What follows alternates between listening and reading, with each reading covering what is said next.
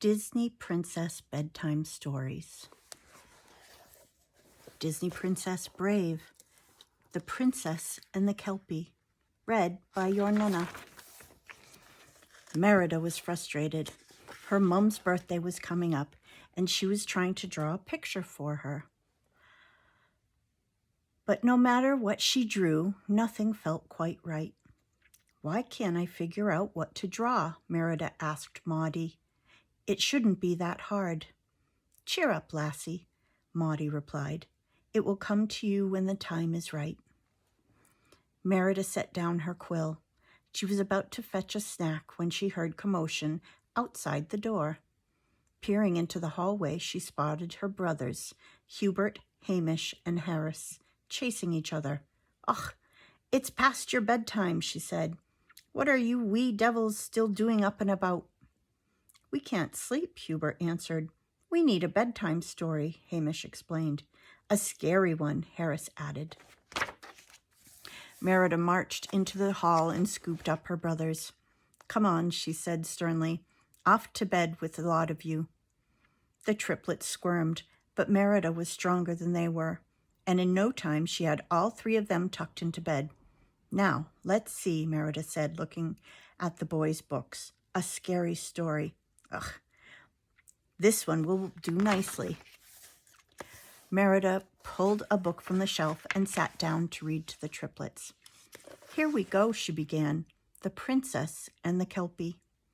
"A princess story?" Hubert asked. "What's scary about that?" Now, Merida said. "No back talk. You ask for a scary story, and that's what you'll get." "What's a Kelpie?" Hamish asked. Merida smiled. "You'll see soon enough." Merida opened the book and began. Once upon a time, there was a brave princess. One day, the princess decided to go out for a ride on her noble steed. As they approached the woods, the princess saw a gray flash pass before her eyes. Her horse bucked, but the princess was not afraid. "Don't be a ninny," she told her horse. "Come on now, let's see what it was." The two had not gone far when they came upon a gray horse. Its coat shimmered and its mane looked like fine silk. The princess had never seen such an animal. She stepped forward, careful not to spook the stallion, but her own horse stood in her way. Now, the princess said, "This horse may be lost. It may need our help." The princess's horse gave a soft whine and then stepped aside. With a stomp of its hoof, the stallion lowered its head. The princess reached out and touched its silky mane. "Well now, aren't you a bonny lad?" she said. Then, grabbing hold of the horse's mane, she swung up onto its back. The horse reared up. It tried to buck, but the princess stayed on. She had been riding horses her whole life and knew she could control this one, even without a bridle. Suddenly, the horse charged forward. The princess tried to calm him, but it was no use. The mighty stallion refused to slow down, and worse, he was headed straight for a deep loch. The princess tried to free her hands out of the horse's mane, but they were stuck. Her legs were stuck too. The princess knew there was only one thing that could cause this. There must be some old fairy magic at work. The princess tried to pull her hands free again. If she didn't find a way to stop the stallion, he was going to run both of them over a cliff and straight into the deep water. Just then, the horse brushed against a tree. Some of the morning dew fell from a branch and landed on one of the princess's hands. At once, her hand slid free of the stallion's mane. Now the princess understood. She had come upon not simply a lost horse, but rather upon a Kelpie, a mysterious water spirit. The princess shivered. She was in more danger than she'd thought. The Kelpie was not a kind creature. It delighted in casting unsuspecting riders into the sea. The princess looked ahead of her. The Kelpie was drawing closer and closer to the edge of the cliff. But the princess was wise, and she knew that there was one way to stop a Kelpie. She needed a bridle. Only then would the horse do her bidding.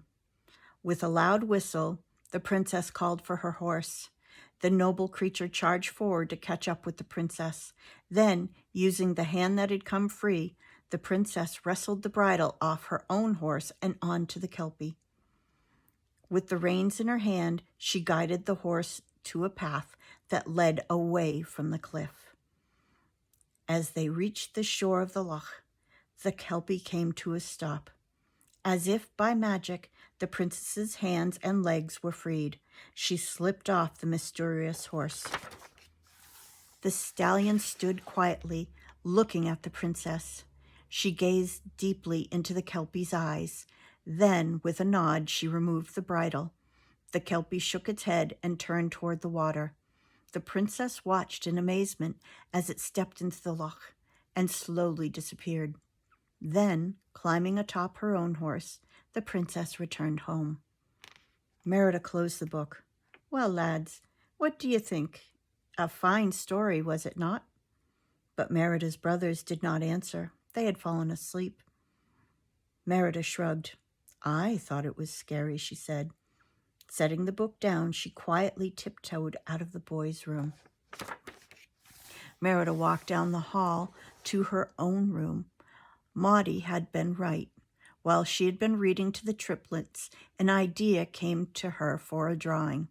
Merida lit a candle. Then she took out a fresh piece of parchment and got to work. She was sure her mum would love the drawing. I hope you liked that story, and I hope it wasn't too scary. I will read to you again soon. I love you so much.